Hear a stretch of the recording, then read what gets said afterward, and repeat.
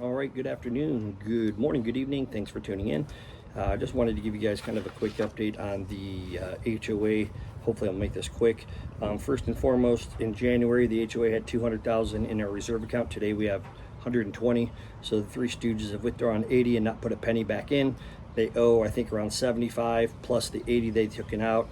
You're way out of whack here. They'll never catch up. This has been a complete and utter devastation for our HOA. Apparently they received some proposal from Abramson. Now Abramson's daddy is the one that filed this, and I believe Abramson is also the guy that used to work with I think it's the same Abramson as Wildman, who was our CPA for the HOA, but also for Rochelle Rockney and GPL. Okay, so pretty interesting stuff there. So little Abramson, you know, who's been a loser his whole life, can't make things work for himself over at the tennis courts, and so daddy tries to help and aid his loser son, and files a lawsuit against the HOA for a contract he had with Ron Cox, who signed it, maybe GPL. So I'm sure the Three Stooges will be stupid enough to agree to the Abramson losers on whatever it is that they're going to be trying to get. And it's sad to see a father who's, you know, believes in his son, and his son's only been a letdown since, you know, forever. Vance Systems, I guess there was some mention of that. Vance had a contract with Lorden, whatever other crap they're talking about that, they can, but Lorden hijacked our contract with them, and be more than happy to discuss that with anyone other than the Three Stooges. There was something about Echo Labs that we hadn't used whatever dishwasher, because they don't even know what the hell Echo Labs does there. Let me give them a hint and you a hint. They had to do with the dishwasher. Yes, we use them all the time because that's how we clean the dishes from the bar. Three Stooges don't know anything about it, so they're lost. Marco Gonzalez's case, as many of you know, that temporary restraining order case was, you know, a complete and utter shit show. You know, he got his feelings hurt, and you know, he was made to look like a fucking idiot, which is what he is. And so he tried to file a temporary restraining order, and like the little coward he was, he didn't show up, and he's gone.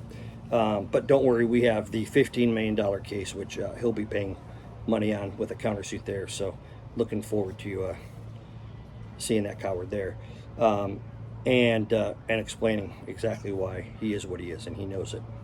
And now he can come talk to me about it. And we can face to face and just handle the 15 million case if you'd like. Have a nice civil conversation. I doubt you got the guts. Anyway, apparently there's like 50,000 in unreconcilable stuff. That's what's money that's owed to me. It's not 50,000. Trust me, everybody. It's a hell of a lot more than that. I'm not going to get too much into it, but that's not being taken into account into this. I guess the Three Stooges put out a memo or something, claimed that the pool wasn't heated, but it was at 80 degrees. If you want to check their mental health, you feel free to. Most of us who've lived in California know it's pretty hard to get our own smaller pools that don't go 10 feet deep to stay at 80 degrees when they're heated.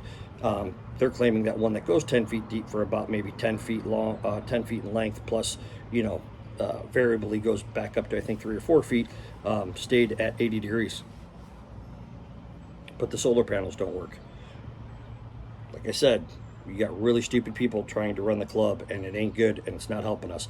Apparently, there is some glimmer of hope. Harriet Cohen apparently didn't vote to go lean everybody, because apparently she's either the only one that read the governor and the city's memo with regards to liens and stuff. But yeah, again, probably saved the HOA a lot of money right there. Not saved it in terms of like, kind of like put out their own fire they were going to start beforehand. So don't give any credit, just remember that the two other directors are smart enough not to go for it either. So that went through. Some news, $30,000 was spent on security cameras and whatever else that get beamed over to Michael Allen's house. He's the only one apparently that has access to it, which was the same thing he complained about the 2 or 3 cameras that cost us, I think, $50, something like that, that were beamed towards to a cloud. So when they try to differentiate, well, I thought really going to Michael Allen's house. Well, he's got access to it. He's the person who will be accessing it, and that was $30,000. Now remember, not a single penny has been given to the reserves, but money went to these cameras without a single real theft being reported at the club. Okay, on top of the $33,000 or whatever they paid Shelby to pay Stuart Hicks and his cohorts under the table for illegally working at a club without working for any company and no insurance. So keep that in mind. The other quick thing I had for you was, there was some talk about transparency back when the Three Stooges were running for the board. Let me tell you what their type of transparency looks like. They created a new legal committee, which they were against. There's your transparency. They're keeping Paul and Mike out of it because, of course, they know so much, which means they know nothing. And they're now trying to decide whether or not they should even be settling with cases they're not even smart enough to understand or read. Okay? They kept Mike and Paul off of the portal, so they don't know where the money's going or who's signing checks or what checks are going where. There's a reason for that. They haven't allowed anybody to inspect the ballots still, which is another huge problem. Many requests have been made, and they're not doing that. The next step of the no transparency is the bank account. Notice how they're blackening out, I think, information on the bank account side of it. Why is that? Well, because they're using the same bank account numbers for multiple HOAs.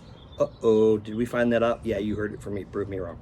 Or actually, I'll just show you what the other HOA sent me with their last 4 of their bank accounts. And this, listen, they've got time to unscrew this because I just gave them the opportunity to. The sad thing is, it's all done electronically.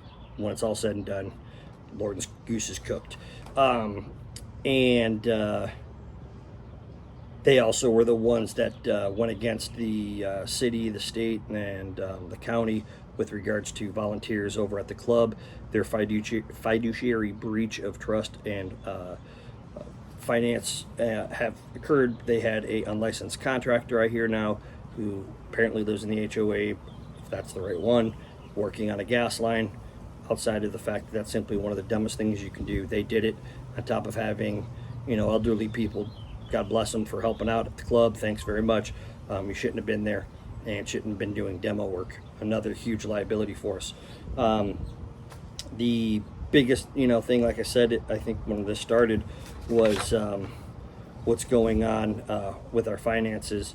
Real quick on that note, the HOA as of the 19th of this month has spent over $250,000 on legal expenses, which is, I think, 20 some odd percent, 30% more than what we'd spent. They did that in 5 months, really. So, you figure May, June is the 6th month. We just got into June. So let's just give them the benefit of the doubt and say 6 months. They did that in 6 months. We didn't even do that in 16. And these stooges are going to be trying to settle with people they know nothing about, like UniFirst or Abramson, and these morons. So it's an interesting thing. As many of you, I think I've mentioned this to you. If I didn't, I want to say it one more time. There was a case this week as a temporary restraining order against me. It was workplace violence. That was workplace violence restraining order against me that the HOA wasted at least $15,000 of our HOA funds in to try to prosecute a case for Michael Allen against me. In this workplace violence temporary restraining order, it should be noted that many of you who are watching this, and we'll pass this along, that there was around 15 to 20 or maybe even more, I can't even count them all, names of people who I wasn't allowed to contact in this case, because that was what Michael Allen had put on it. And then I think there was like 30, 40, 50 vendors who, again, were put on this case as to be protected by me. And it was actually approved by a judge in Chatsworth. In this case, with all of those people, Michael Allen and Justin Nash, who is the lackey for Thomas Ware, they work out of the same hack law firm, showed up to Stanley Most Court on Monday and Tuesday without a single witness out of the 20 or 30, and without a single declaration, and without a single vendor's witness declaration. There was 30, 40, 50 of them. And so when you guys hear about a malicious prosecution case that's going to be, brought to the courts about this, you'll now know why.